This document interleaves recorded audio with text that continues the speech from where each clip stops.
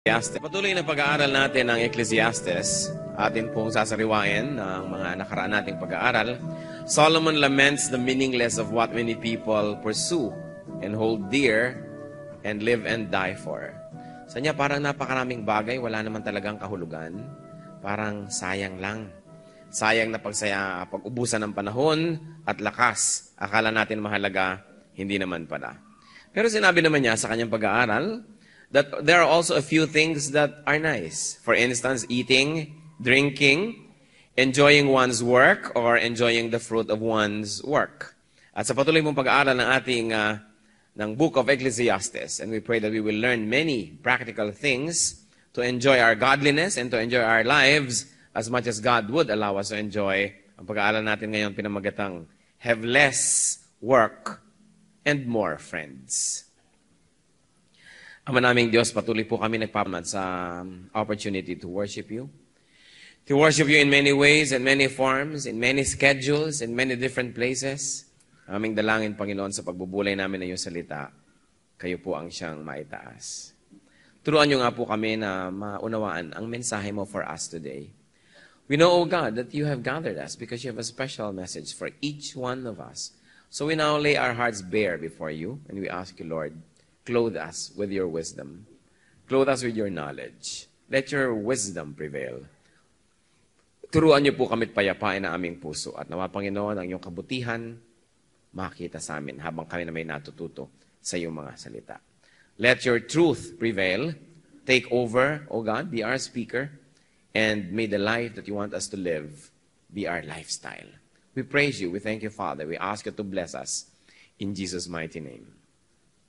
Ipagpapatuloy po natin ang pagbabasa ng Book of Ecclesiastes, and this time we're in chapter 4, verses 1 up to 3. Again I looked and saw all the oppression that was taking place under the sun. And I saw the tears of the oppressed, and they have no comforter. Power was on the side of their oppressors, and they have no comforter.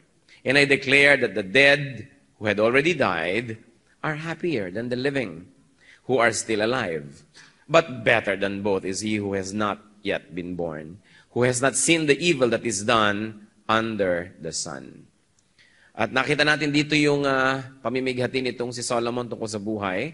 Sabi niya, napakarami ko nang nakikitang kaapihan at pang-aapi, at ang kapangyarihan ay nandun sa panig ng mga nang-aapi. Nakita ko ng mga luha ng mga kawawa, at wala ni isa man na nagbibigay sa kanila ng kaginhawahan. Walang tumatangkilik, walang gumagabay. At sabi niya, mabuti pa yung mga patay. Mas masaya pa sila kaysa sa mga buhay. Pero mas mabuti pa yung hindi na isinilang, na hindi na niya nakita ang lahat ng kasamaan sa balat ng lupa. Isang mga napakabigat na mga salita para manggaling sa isang taong napakatalino at taong pinagpapala ng Diyos, tao na nakakita ng mga katotohanan ng bagay-bagay. So we will look at two things again from the points of view of Solomon in his book Ecclesiastes.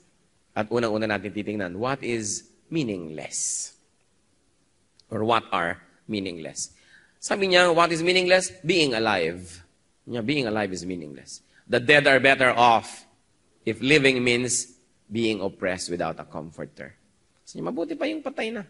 Kesa sa buhay kang aping-api, frustrated, hindi mo makain ang gusto mong kainin, hindi mo mapuntahan ang gusto mong puntahan, hindi mo mabili ang gusto mong bilhin, hindi mo magawa ang gusto mong gawin. Mabuti pa yung patay na. Pero meron pa daw isang meaningless.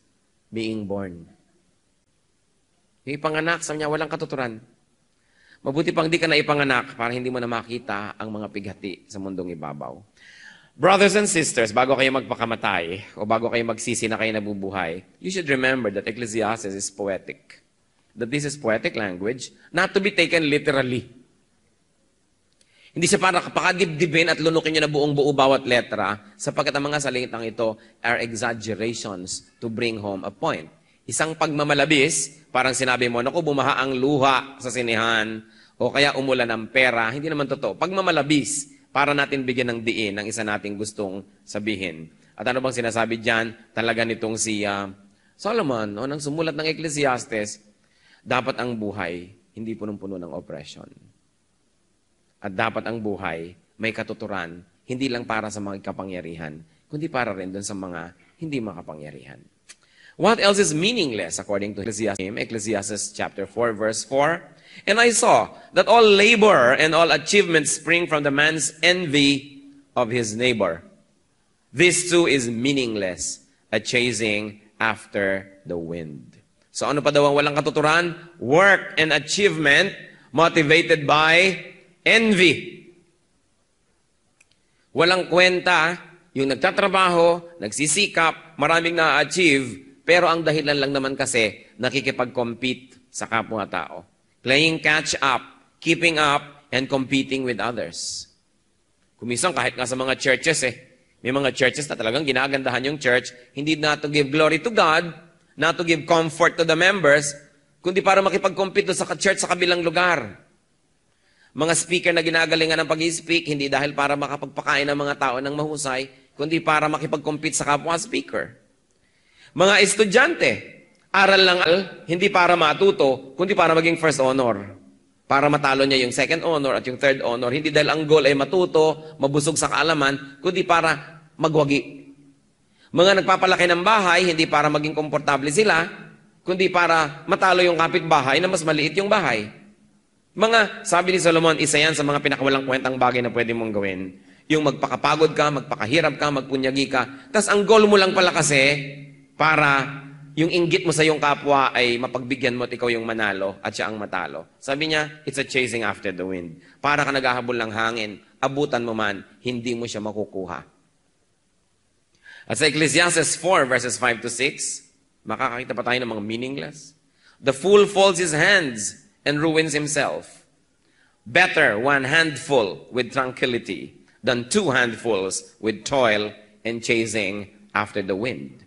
Mabuti na daw yung isa na lang na dakot ang blessing na ating hawak, pero merong kapayapaan, kaysa dalawang dakot na ang gulo-gulo ng ating buhay. Ano pang sinabi ni Solomon dito na walang kwenta? Number 4, idleness and laziness. According to what we have read. It brings ruin. Ang taong tamad, ang taong walang ginagawa, ang taong nakatunganga, sabi niya ganyan, ayan ay taong walang hihinting ginhawa, wala siyang comfort, he's only headed for ruin. At sabi pa niya, more quantity, but too much strain and too much work is meaningless. It is a chasing after the wind. Dumami nga ang sweldo mo, pero sobra ka namang na-stress. Hindi na kayo nagkitang mag-anak, hindi na kayo nagkakasabay kumain, nagkagulo-gulo na ang buhay nyo, sa niya walang kwenta. Nadoble nga ang income nyo, pero sobrang stress ang nangyari sa inyong buhay. Hindi na kayo nakakapagpasarap, hindi na kayo nakakapagpahinga. Laging mainit ang mga ulo nyo, lagi na lang kayo nagmamadali, wala kayong time for each other. Sabi niya, mabuti pa yung isa na lang kaysa naging dalawa, tas ang gulo-gulo ng kapalit. Sabi niya, one handful is better than two. If one handful means more stress and more problem and more sorrow. Sabi niya, it is a chasing after the wind. Meron po ako isang nakausap na doktor. Sabi niya, Doctor, available ho ba kayo sa ganung araw, ganitong araw? Sabi, ay, hindi. Bakit naman ho? Tapos ang mga anak ko mag-aral. Sabi ganun, meron na rin kami mag-asawang konting savings. Nagpapasarap na ako, hindi na ako nagpapakamatay magtrabaho. Oo nga naman, sabi ko, this is a man who knows how to live. Hindi yung mga iba, ang naghihingalo na lang, may ginagawa pa. Yung bang nagtrabaho buong buhay, wala na siyang na-enjoy. At meron pa akong isang nabalitaan, isang pamilya naman, mag-asawa, isang babaeng, ang kanyang mga ipinundar nila mag-asawa, marami. Tapos yung mga anak naman nila, pinamanahan nila ng tagkukonte. Ang ginagawa niya ngayon, iba niya na ipundar, she's selling them off. She's traveling here, traveling there, enjoying her life. So niya, bakit ko ipapamana lahat sa anak ko yan? Pinamanahan ko na sila ng basic, pinamanahan ko na sila ng edukasyon, magsikap sila. At ito namang ipinundar namin mag-asawang pinaghirapan, enjoyin ko habang buhay pa ako, habang malakas pa ako. Alam naman kung kailan hindi na ako makakain, tsaka ako yung pinapakain na masasarap. No? Kaya, marunong mag-enjoy sa buhay. Hindi natin sinasabi na huwag na kayo magtrabaho at mag-enjoy na lang kayo. Pero ang point, sabi ni Solomon, better one handful na meron kang peace and enjoyment than two handfuls that there's trouble and you don't enjoy life. Sabi niya, para lang yung paghabol ng hangin, walang katuturan. Makinig tayo sa kanya. Bakit siya pwedeng pakinggan? Kasi ang runong-runong niya No man that walked the face of the earth could be more intelligent, could be wiser. Tapos ang yaman-yaman din niya. Hindi mo naman pwede sabihin, nagsasar grape lang yan. Pero siya mismo ang maging pagkayaman-yaman at sila sabi niya, walang katuturan. Papunta pa lang ako, pauwi na kayo. Makinig na lang kayo sa akin. Hindi talaga yan ang kahulugan ng buhay. Napakarami niyang achievement. Hanggang ngayon, bisitahin niyo ang mga ipinagawa niyang kung ano-anong structure. Nakatayo pa yung mga iba't yung ruins sa Israel. Pero sabi niya, wala rin sa achievement yan eh. Alam mo, konting bagay lang mahalaga sa buhay na dapat matanto ng isang tao. Sabi ganun, kumain ka, mag-enjoy mong kinakain mo, uminom ka, na-enjoy mo iniinom mo, at marunong ka magsaya sa buhay. Hindi mo kailangan ng ang dami-daming bagay. Pero huwag ka rin namang tamad. Sabi niya, kailangan masipag ka rin. Pero alam mo kung saan ang wakas, ang ending. Merong mga tao hindi na nangingiling, hindi na nagpapahinga, puro pera, pera, pera, pera. Nagtatrabaho, solid, hindi na nagkikita yung mag-asawa kahit kailan. Tumanda na ang mga anak, hindi na nakita. So, wala ring pinuntahan yung pera. At ano pang sabi niya sa Ecclesiastes 4, 7-8? Again, I saw something meaningless under the sun. There was a man all alone. He had neither son nor brother. There was no end to his toil. Yet his eyes were not content with his wealth. For whom am I toiling, he asked, and why am I depriving myself of enjoyment? This too is meaningless, a miserable business. Mabuti na lang at na-realize ang taong ito bago siya namatay, ang kawalang kahulugan ng ginagawa niya. Ano pa daw ang walang kahulugan? Much work without an heir. Much work without a beneficiary. Trabaho ka ng trabaho, wala ka namang pagpapamanahan. O kaya, sapat na sa magmamana yung mamanahin niya. Kaya dapat marunong na tayong tumigil. At kung minsan, sobrang ang ipinundar mo, hindi ka na nag-enjoy sa buhay, yun tuloy susunod na generation, spoiled. Hindi na nila kailangan magsikap. Wala na silang takot na baka sila ay maghirap. Kaya sobrang namang mga relax sa buhay. Kaya nagiging walang kwenta din ang kanilang karakter. Ipapamana nyo sa anak nyo lahat ang ipinundar nyo. They will enjoy it without working for it. At pagkatapos ipapamana nila yan sa inyong apo, yung apo nyo na hindi na kayo kilala, ibebenta niya lahat yan. That is the rule. First generation puts it up with much work and almost no fun. Second generation enjoys it all with no work and all fun. The third generation sells everything. Kaya sabi niya, walang kwenta. Nakita ko na tong taong ito. Trabaho ng trabaho, malapit nang mamatay, trabaho pa rin ang trabaho. Kanino naman niya ipapamana yan? Kaya nagtanong yung tao, for whom am I toiling? Why am I depriving myself of enjoyment? Sabi niya, this is a miserable business. Ngayon, hindi naman ganun kalungkot yung buhay. Sa pag-aaral natin, may nakikita rin si Solomon na meaningful. What is meaningful?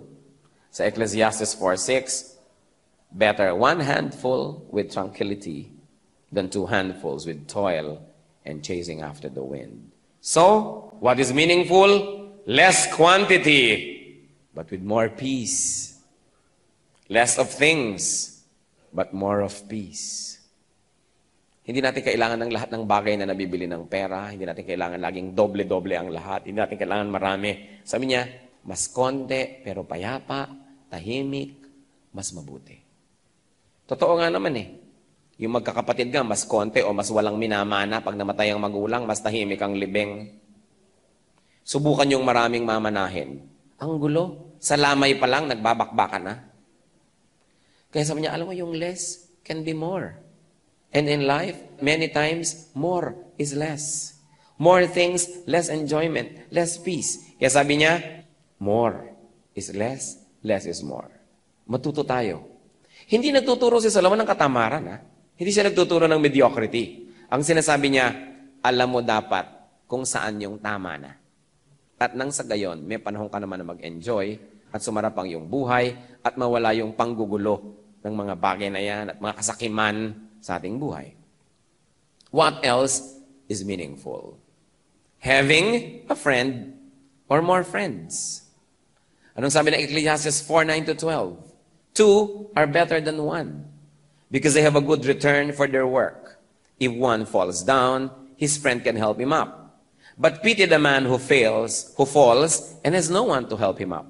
Also, if two lie down together, they will keep warm. But how can one keep warm alone? Though one may be overpowered, two can defend themselves. A cord of 3 strands is not quickly broken. So anong nakikita natin dito? Having a friend, having more friends, that's meaningful. What is earned is enjoy, and it is enjoyed more through sharing. So niya mabuting may ka-share. Kumakain ka, meron kang kasalo. Meron kang nakikitang magandang tanawin. Meron kang nakakasabing, ang ganda, no? Oo nga, ang ganda. Yung meron kang na-enjoy na masarap na buhay, meron kang mga kasama. Having a friend. And if you already have a friend, have more friends. At syempre, yung mga mag-asawa, yung asawa nyo dapat ang inyong best friend. And in that area, don't have too many friends. Isa lang, yung asawa lang.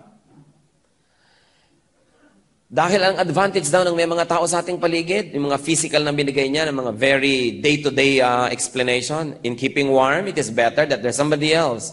In defense, in strength, sabi yung tatlong strand, mahirap putulin yun pag pinagsama-sama kaysa isang hiwa-hiwalay. In other words, kung re-reviewin natin ang sinasabi ni Solomon dito sa Ecclesiastes, to have a meaningful life, what should happen? We should minimize oppression.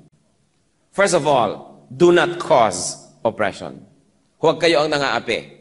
Do not tolerate oppression. Huwag ninyong payagan na gano'n na lang nangyayari. Huwag ninyong konsintihin. And do not passively receive it. Huwag natanggap na lang katanggap kayo. Ino-oppress na kayo. Ayaw pang gumawa ng paraan para kayo makaahon sa buhay. Tapos sabi mo ganyan talaga, anak. Magtiis ka, anak. May awa ang Diyos. Yung kanyang mga klaseng example. May mga bagay na dapat pinagtitiisan talaga. Pero yung pwedeng baguhin, dapat baguhin yon. At yung kaapihan, yung pagiging api, dapat binabago yan. Huwag kayong pumapayag na api kayo. Jesus is truth. The truth sets free. God wants us to realize to the fullest our potentials as human beings. Huwag niyong tatanggapin na api kayo. Huwag kayong nagpapaapi. Huwag kayong mang-aapi. In other words, do what you can. Improve your life. Huwag maging tamad. Alam niyo naman, pagka wala kang pera, madalas kang naaapi. Kaya kailangan magsipag. Pero huwag naman sobrang pera, sobrang kagustuhan mo naman ng maraming pera para ikaw naman yung makapang-api. Sabi niya, there's too much oppression. Mabuti pa, huwag ka nalang isilang kung makikita mo ang lahat ng mga kaapihan at pang-aapi na nangyayari sa mundo. So, to have a meaningful life, anong matututunan natin kay Solomon? Minimize oppression. What else? Work, but do not needlessly hoard. Magtrabaho, magsikap, mag-ipon, pero huwag naman inipon nyo na lahat. Total, hindi na kayo tuloy makaalis ang bahay sa dami ng inipon nyo. Bantay kayo ng bantay. Ang susunod na mangyayari, takot na takot ka ngayon na lahat ng inipon mo mawala. Hindi ka na naman nag-enjoy sa buhay. Do not be lazy, but do not work extra hard just to catch up, just to compete with others. Kung gusto nyo maging excellent, be excellent because God is excellent. You want to achieve, achieve so that you can help people. Pero walang kwenta yung ang ginagawa mo lang, nakikipag-compete ka lang sa iba. Maraming mga magkakapatid, habang maliliit sila, lumaki silang nagko-compete. Kasi yung mga magulang na makumisa, o ba't ang ate mo, mas maganda sa'yo? Ba't ang kuya mo, mas matalino sa'yo? Sila na mismo ang nagbibigay ng atmosphere of competition. Lumalaki ang mga magkakapatid, may competition. Patay na ang mga magulang, matatanda na yung magkakapatid. Compete pa rin ang compete. Palakihan ang bahay, patalinuhan ng anak. Yung hindi na sila nakarelax sa buhay nila dahil lagi sila nagko-compete. We're always trying to prove who we are. And Solomon says, one handful is better than two. And do not work only because out of envy. Gusto mo lang sapawan ang iyong kapwa. Work for enough things and have enough time and energy to enjoy them. Do not work so hard that you no longer have the time, the space, and the energy to enjoy the fruits of your labor. Gusto kong bigyan ng diin, hindi tayo dapat tamad. Pero dapat alam nyo kung hang saan ang hangganan. Because work was given to man by God for man's enjoyment, so that man will enjoy the of work, not so that work would become another God, another idol, another tyrant, another master. Do not work so hard, especially if you have no heir anyway. If you have no beneficiary, you enjoy life while giving and sharing, but do not forget to give and to share with yourself. Yung iba naman, sobrang dinedeprive ang sarili nila. Work less obsessively so that you can enjoy more, and you must enjoy the fruits of your work. At another thing that Solomon has taught us, have a friend. Have more friends. Cultivate more friends. Hindi yung mga last natin ng mga friendship ginawa nung high school pa. Sa college, wala na. Katrabaho ka na kasi. Nung nag-asawa ka na, tumanda ka na, wala ka ng kaibigan. Kaya araw-araw, palitang-palitang yung mundo. Dahil araw-araw, minababalita ka, namatay si gano'n, namatay si ganyan. Hanggang mamaya, naubos na ang lahat ng tao. Mamaya hindi mo na nabalitaan kasi ikaw na yung nasa balita. So anong dapat natin ginagawa? Be friendly. Ang ganda na sinasabi ni Solomon dito. Kasi connected lahat eh. Kung sobra kang competitive, hindi ka magkakaroon ng kaibigan. Kung lagi kang may envy sa iyong kapwa, hindi ka rin magkakaroon ng kaibigan. Kung slave ka ng trabaho, slave ka ng materialism, slave ka ng earning, making more money, hindi ka magkakaroon ng kaibigan dahil lagi ka nagmamadali, lagi ka nakikipag-compete, lagi ka nakikipag-agawan. At dahil hirap na hirap ka sa mga pag-iipon ng inimpok mo, ayaw mong ipamigay, ayaw ka mag-share. Kasi sa mga pinaghirapan ko yan. So ang mangyayari, mamamatay ka mag-isa. Yung sabi ni Solomon, alam nyo, kung may taong naging matalino sa balat ng lupa, ako na yun. Ibinigay sa akin ng Diyos ang talinong isinumpa niyang hindi kakamti ng sinuman. Kung may taong naging mayaman sa balat ng lupa, ako na yung pagkayaman-yaman na yun. Kung may taong naging makapangyarihan, ako na yun, hari pa ako. Kung may taong nagpakasarap din sa buhay, ako nagtayos yun. Nangolekta ako ng isang katerbang mga tao, mga slaves, mga asawa. Kung may tao na gumawa ng napakaraming project sa buhay, ako na yun. Nagre-revolution na ako. Gumag-building na ako ng kung ano mga edifices. Gumawa na ako ng lahat ng project. Mga diplomatic ties ko with people around me. Ako na yun. Pero ang sinasabi ko sa inyo, ngayong matanda na ako at magwawakas ng aking buhay at sinala ako sa pamamagitan ng alaala ang lahat ng aking ginawa at pinagsikapan, ang sasabihin ko sa inyo, konting bagay lang ang mahalaga. Marami, walang halaga. At bakit sinasabi ni Solomon? Why did God in His infinite wisdom include this in the Bible? Why? Because God likes us to learn from the experiences of Solomon that we also enjoy life. That we find what is meaningful in life. And what is important in life? Work so that you will not go hungry. Work so that you will have a little extra to give away to people that are needy. But don't work peace. Hard to the point that you deprive yourself of fun, of enjoyment, of peace, of relationships with God and with people. God is so good as to equip us in enjoying life. Do not let work, do not let collecting things deprive you of friends, deprive you of friendship, deprive you of peace. Let's bow before the Lord. Mag-isip-isip tayo. Iba-iba ang ating mga edad. Meron sa atin dito, nasa 10:00 pa lang ng umaga ng buhay. Nag-uumpisa pa lang halos. Meron nasa tanghaling tapat na ng buhay. You are in the height of all things, riding the waves. Meron naman mga nasa 2:00 na ng hapon ng buhay. At meron siguro mga nasa 5:45 na ng hapon, malapit ng lubugan ng araw. Ano man ang ating station sa buhay, may itinuturo sa atin ang Ecclesiastes. That whatever time is given must not become meaningless, but that it must become meaningful. And for things to be meaningful, they must be done correctly, and they must be done in time. Tayo'y manahimik sa piling ng Panginoon. Humingi tayo ng karunungan na makilala at maisip natin kung anong ginagawa nating meaningless at kung anong ginagawa nating meaningful. At nang sa gayon, ang ipinahiram sa ating buhay ng Diyos, magkaroon ng katuturan. That we may achieve the maximum potentials and benefits and blessings of living on this earth. In silence, allow the Holy Spirit to minister to you.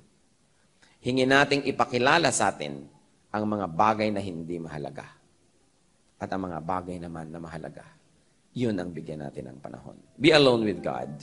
Enjoy God's presence. And may the Lord bless you as you seek His wisdom.